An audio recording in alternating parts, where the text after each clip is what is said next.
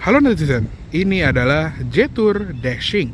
Nah, ini merupakan sebuah compact crossover dari Jetour, yaitu brand asal Cina yang merupakan saudara jauhnya dari Chery gitu ya, atau lebih tepat itu kayak sub brand ya. Nah, bisa dibilang Jetour Dashing ini adalah sepupunya Omoda 5 gitu. Jadi kebetulan mesinnya juga hampir serupa, 1500 cc turbo, tapi dikemas dengan bodi yang berbeda. Nah, sekarang kita akan ulas yang tipe teratasnya ini ya, yang tipe Inspira yang kebetulan juga baru turun harga di bulan Maret 2025 ini. Sekarang yang tipe Inspira ini yang paling atas itu cuman 390 jutaan aja.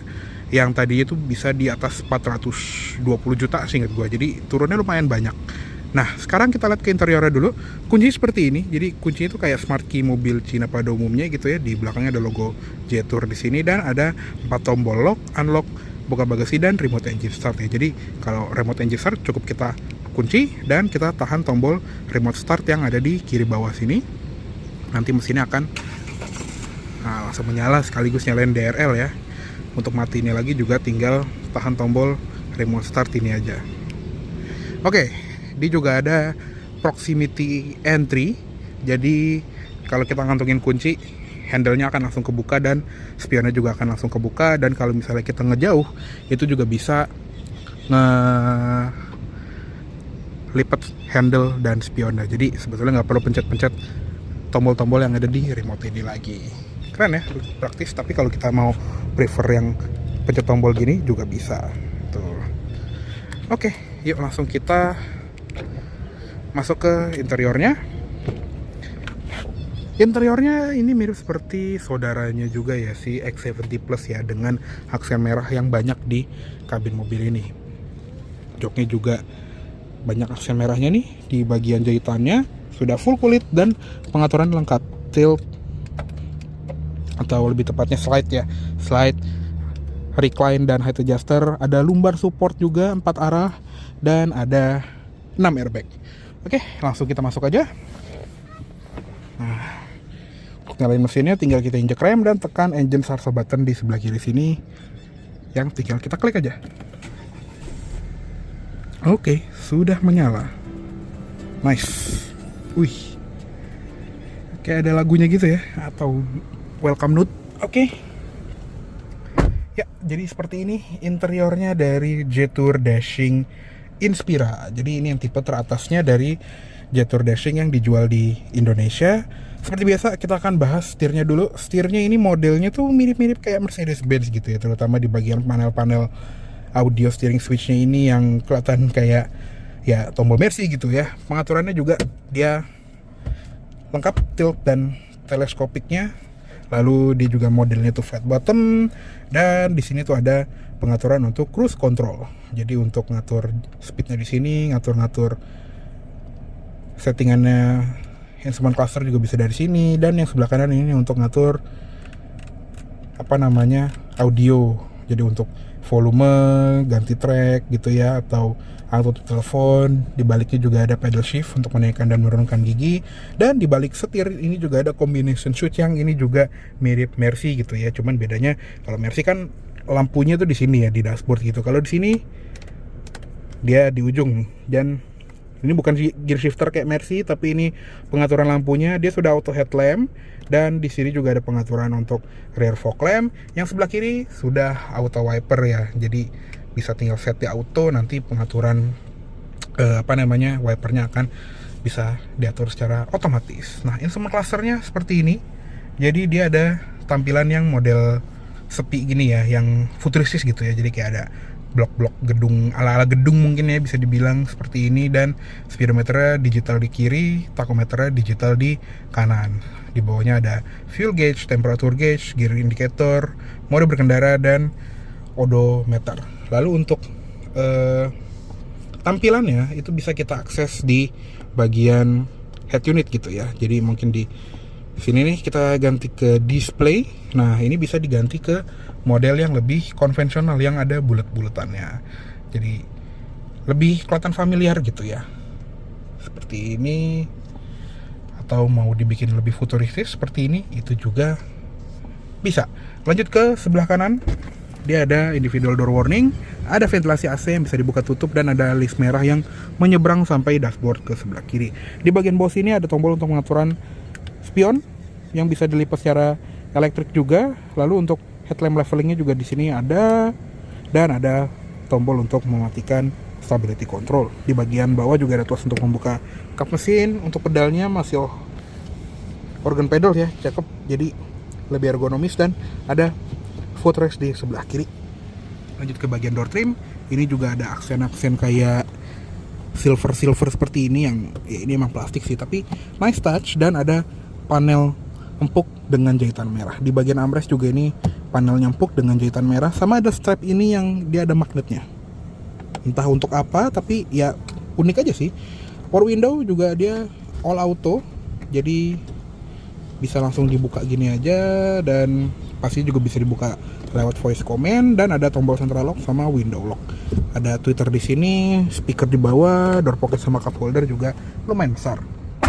Lanjut ke sini ada seatbelt height adjuster, curtain airbags, sun visor, ada cermin dengan lampu, dan lampu di vanity mirror ini cukup unik ya, dia kayak ada gunung-gunungnya gitu, sama ada selipan untuk kartu. Di bagian spion tengah dia manual dimming. Terus di sini ada lampu baca dengan tempat naruh kacamata, dan ada switch untuk membuka panoramic sunroofnya yang mereka bilang itu besar ya, kalau nggak salah di 75 inci, jadi besar sekali. Not bad segini, dan shade panoramiknya bisa ditutup sampai belakang. Nah, sun visor yang sebelah kiri ini juga sama, ada cermin dengan lampunya, ada grab handle, seatbelt bisa naik turun, dan untuk head unitnya ini juga multifungsi ya. Jadi selain touchscreen, kita bisa atur lewat rotary dial yang ada di bagian sini. Tapi untuk rotarynya ya, bagian putarnya itu lebih ke volume. Sedangkan untuk kursornya atau kita geser-geser menunya itu geser ke kiri kanan depan belakang. Jadi kayak buat ganti icon yang ini nih, tuh ini cukup digeser aja. Jadi bukan diputar kayak mobil Eropa gitu ya. Dan di sekeliling itu ada touch sensitive button kayak buat power off atau screen saver. Ini untuk setting, yang ini untuk home, dan ini untuk back. Nah, jadi home screen seperti ini. Dia ada tampilan mobilnya untuk vehicle settings sama untuk folding gitu ya. Dan ini untuk ngatur bobot setirnya.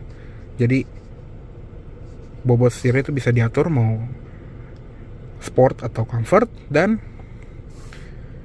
di tengahnya ini untuk pengaturan multimedia, dan ada pengaturan untuk radio. Dia juga ada Apple CarPlay dan Android Auto. Kalau kita masuk menu juga ada shortcut untuk ke tampilan lain, kayak contohnya di sini tuh ada system settings. Jadi untuk sistem settingnya ya tadi ada buat WiFi, Bluetooth, setting suara, display yang tadi buat ganti-ganti display di instrument cluster, sama buat setting jam, sama general untuk bahasa. Dan kalau kita ganti ke bahasa Indonesia, si voice command-nya juga akan ikut ke bahasa Indonesia. Jadi lebih canggih ya. Dan dia juga ada media center di sini untuk musik, image, dan video. Lalu untuk AC itu juga bisa diatur dari sini walaupun di bawah ada touch panel. Jadi untuk fan speed itu bisa dari sini. Mode-nya itu untuk zona AC-nya bisa diatur ke kaki, ke kaca depan. Dan dia juga ada defogger depan dan belakang, sirkulasi, dan temperaturnya. Jadi bisa dingin dan panas. Jadi dia sudah ada heater walaupun dia belum climate control ya. Dia cuman bar suhu aja. Di sini juga ada access setting, ada AC cleaning afterlock, Bluetooth coil noise reduction. Jadi kalau fan speednya lagi kenceng, pas ada telepon dia langsung ngecilin fan speed.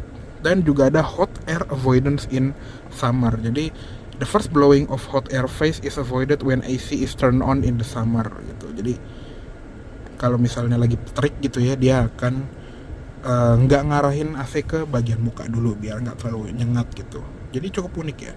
Dan di bagian vehicle settings ini juga bisa ngatur limit bukaan power tailgate. Jadi bisa 100%, 90, 80, sampai 50%. Nah kalau ada di set dia akan bunyi seperti itu. Ada rear view mirror, jadi bisa auto folding kalau misalnya dibuka atau ditutup. Sunroof control ini juga bisa diatur dari sini. Jadi kalau completely open itu bisa dibuka dari sini, bisa completely close juga. Ada sunshade, ada bilateral window control. Jadi untuk jendela ini bisa dibuka ventilate, atau bisa completely open, atau bisa completely close. Ya cukup unik ya. Dan dia juga ada settingan untuk drive di sini. Drive itu untuk mode berkendara, ada Eco dan Sport, ada power steering juga, comfort atau sport.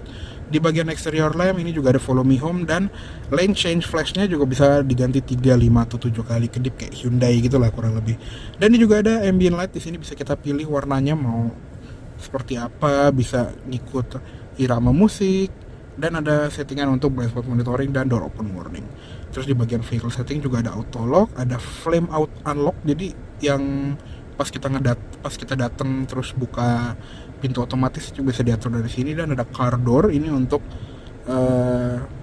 time length for 4 door handles to fold. Jadi kan door handle yang di luar itu kan tadi dia kebuka ya, jadi setelah 30 detik, 90 detik atau 180 detik dia bisa retract ke dalam lagi kalau misalnya kita nggak berkendara gitu kayak gini sekarang. Dan dia juga ada self define button nih yang di pintu depan kiri, pintu belakang kiri, dan pintu belakang kanan. Jadi di bagian pintu penumpang itu ada tombol yang fungsinya itu untuk voice command. Jadi kalau kita pencet itu bisa nyalain voice commandnya, tapi kalau di sisi pengemudi kita nggak dikasih, karena ya kita tinggal bilang halo Jetur, open sunroof. Ya kayak gitulah. Jadi intinya voice commandnya itu ada di semua pintu, bisa diakses dari semua pintu, tapi untuk driver, untuk pengemudi itu nggak dikasih, karena ya tinggal pencet aja atau pencet dari sini gitu. Nah, dia juga ada kamera 360 yang bisa 360 derajat, bahkan dia bisa dia bisa tembus pandang ke bagian bawahnya, atau 540 derajat ya kalau si Jetur ngomongnya. Jadi pas kita makin berkendara ke depan gitu ya, nanti gambar atau image-nya itu akan nge-stitch di bagian kolongnya, jadi lebih canggih ya. Nah kurang lebih segitu aja untuk di bagian menu dari head unitnya. Oh, dia juga ada swipe down menu gitu ya untuk shortcut kayak buat buka port tailgate, kamera 360, screen saver, dan juga ada kayak driving mode gitu ya, sama ada slider untuk volume, brightness, dan lain-lain. Jadi cukup oke. Di bagian bawah ada 3 ventilasi AC. Ini jadi bukan 2 tapi 3. Jadi pembagiannya tuh bisa kiri, kanan, dan tengah gitu. Dan ada touch panel untuk pengaturan AC-nya. Di sini juga ada power outlet 12 volt sama 2 buah USB Type A ya. Ini bukan Type C, ini adaptor dari kita sendiri. Nah, di sini juga ada shifternya. Jadi shifternya itu model joystick, tinggal pencet unlock sini untuk ke belakang, lalu ke drive, setengah ke depan itu untuk netral, dan pencet unlock lagi ke depan untuk masuk gigi mundur. Dan dia juga ada tampilan untuk sensor parkirnya ya. Dan kalau kita lagi di mode drive, kita bisa geser ke kiri untuk masuk ke manual mode. Jadi upshift ke depan, downshift ke belakang, dan dia dual clutch 6 percepatan. Untuk posisi parknya tinggal pencet P di sini ya. Cuman emang dia nggak balik ke posisi P sendiri kayak mobil Eropa gitu. Di belakangnya juga ada electronic parking brake dengan auto hold, ada tombol lampu hazard yang kedip juga kayak mobil Eropa, dan ada hill descent control. Tadi ada rotary dial di sini, ada 1 buah cup holder, dan ada wireless charger yang bisa sampai 50 watt katanya. Di sini juga ada tempat penyimpanan yang bisa ada chillernya, jadi AC dari mobil tuh bisa diarahin ke sini biar apapun yang kita taruh di dalam tuh bisa lebih dingin. Dan glove boxnya ini juga soft opening, ada owner's manualnya, jarang tuh. Oke, kurang lebih segitu aja untuk di bagian kabin depannya dari Jetur Dashing Inspira ini. Sekarang kita atur ke posisi berkendara gua ya, kurang lebih segini, dan kita pindah ke kabin belakang yuk. Untuk kabin belakangnya sih mari kita cek ya. Not bad, lumayan lega ya. Nah, ini adalah posisi berkendara gue. Tinggi gue 170 cm dan masih ada 4 jari 4 jarian kurang lebih. Not bad loh ini, tapi memang dia joknya ini nggak theatrical seat kayak kebanyakan SUV. Jadi duduknya tuh sama kayak posisi jok depan, bukan yang makin ke belakang makin tinggi gitu. Jadi mungkin untuk beberapa orang ini terkesannya agak sempit, dan apalagi dengan jok depan bucket seat seperti ini, pandangan ke depan itu nggak seluas mobil-mobil biasa gitu ya. Tapi ya kaca samping juga gede, dan dia juga ada kayak kaca kecil nih di bagian pilar C di belakang sini. Seat back pocket ini juga ada dua-duanya. Ventilasi AC ini juga bisa dibuka dari sini walaupun dia masih ngikut depan ya. Dan bedanya sama yang di depan, kalau di belakang dia malah ada USB Type C nih, sedangkan yang di depan tidak ada. Sama ada satu USB A lagi. Di bagian bawahnya juga ada kotak untuk naruh barang. Nah uniknya untuk mobil bensin gitu ya, dia lantainya rata. Di sini ada gundukan sedikit, tapi di sininya itu rata. Jadi flat floor kayak mobil listrik. Nice. Nah untuk di bagian atas di sini juga ada pemandangan dari panoramic sunroofnya yang besar. Di sini juga ada lampu baca, grab handle, ada gantungan juga di pilar B kanan kiri. Untuk headrest ini juga bagus ya, modelnya tuh kayak ada kupingan gitu, jadi kepala kita tuh nggak geser kanan kiri kalau lagi tidur. Serta dia juga ada headrest lagi untuk penumpang tengah. Di belakang sini juga ada armrest dengan 2 buah cup holder yang tingginya juga sebetulnya agak terlalu tinggi sih. Jadi kalau dibandingin sama armrest yang di pintu itu agak beda dikit aja, tapi setidaknya paten gitu loh. Di sini juga ada isofix untuk naruh barang, dan ikon naruh barang child seat. Nah untuk di bagian door trim ini juga sama seperti di pintu depannya, dia ada soft touch di bagian tengah, tapi di atasnya plastik keras, sama ada di gambar yang meliuk-meliuk seperti ini.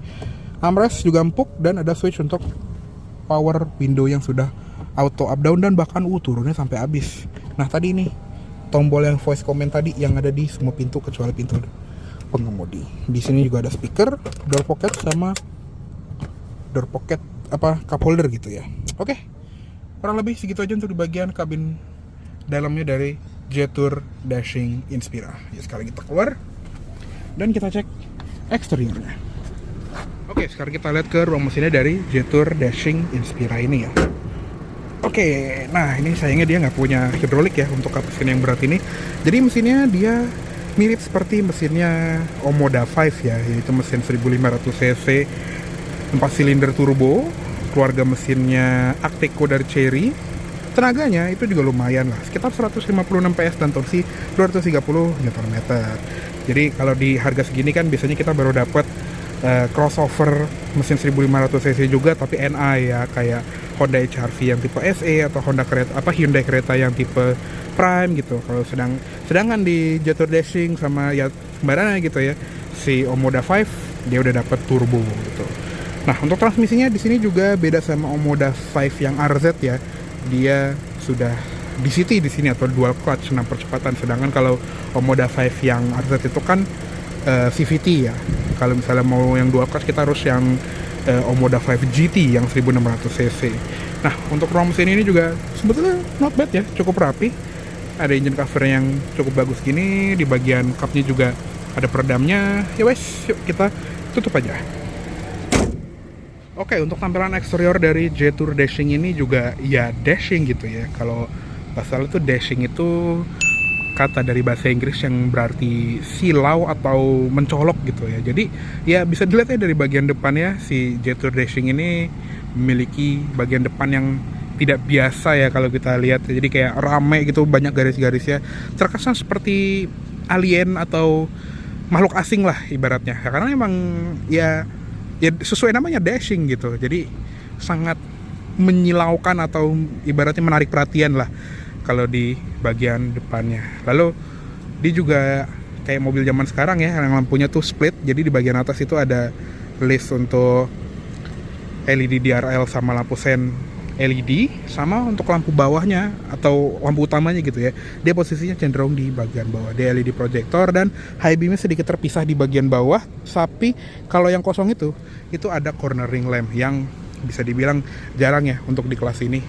Paling ya Omoda 5 doang gitu yang punya. Nah tadi ya, dia juga ada kamera 360 di bagian depannya, dan Lanjut ke samping, untuk velgnya ini juga besar loh untuk di kelas ini. Dia 19 inci dengan ban 235 55R19.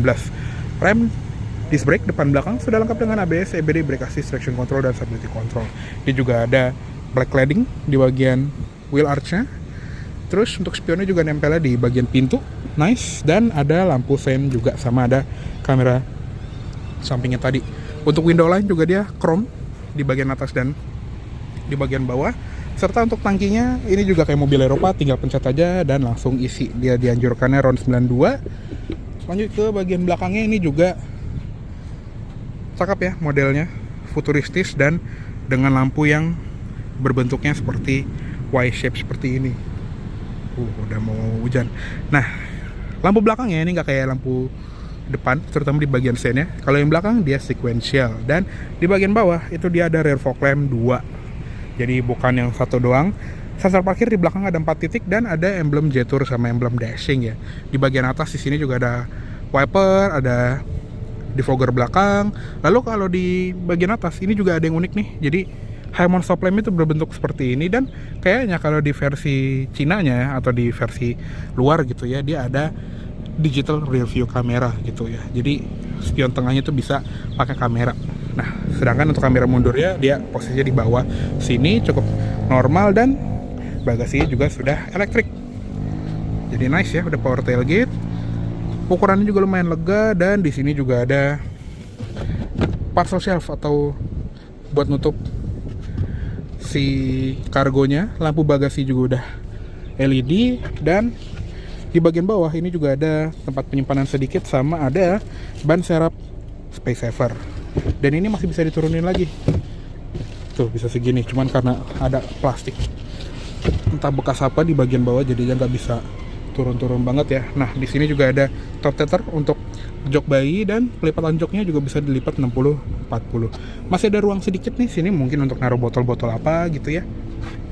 Oke, paling kita tutup aja ya, kurang lebih segitu dulu untuk ulasan dari Jetour Dashing Inspira 2025 ini.